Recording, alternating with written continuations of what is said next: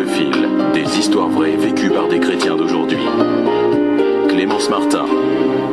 Avec la Corée du Nord, l'Arabie Saoudite est l'un des deux pays les plus fermés au christianisme. Dans le royaume d'Arabie Saoudite, tous les sujets sont musulmans. Les autochtones n'ont pas le droit de changer de religion, ni de lire de la littérature chrétienne. S'ils deviennent chrétiens, ils peuvent écoper de la peine de mort. Il n'y a donc aucune église officielle de Saoudiens. Les lois de ce royaume sont basées sur la charia, la loi islamique. L'apostasie, qui est le fait de quitter l'islam pour une autre religion, est punie de mort si l'accusé ne revient pas à l'islam. La liberté de réunion est aussi restreinte par la stricte séparation des sexes, la loi interdisant aux hommes et aux femmes de familles différentes de se réunir.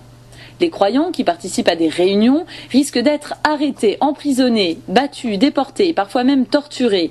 Pourtant, des Saoudiens musulmans se convertissent au christianisme. Comment font-ils ? Certains découvrent le christianisme dans le cadre de leurs études à l'étranger, comme en Jordanie par exemple.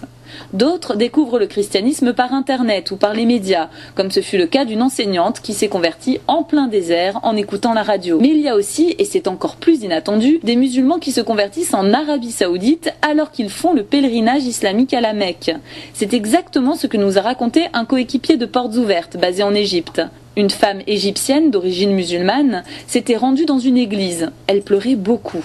Lorsqu'on lui a demandé ce qui la contrariait, elle expliqua qu'elle venait louer Dieu suite à une vision qu'elle avait reçue lors de son pèlerinage à la Mecque. Il est difficile d'imaginer comment la situation des chrétiens en Arabie Saoudite va évoluer. Le nombre de chrétiens convertis de l'islam augmente et ils témoignent de leur foi de plus en plus courageusement. Mais cela peut entraîner une aggravation des persécutions dans un futur proche. Retrouvez cette histoire et bien d'autres sur le site de l'ONG Portes Ouvertes, www.portesouvertes.fr.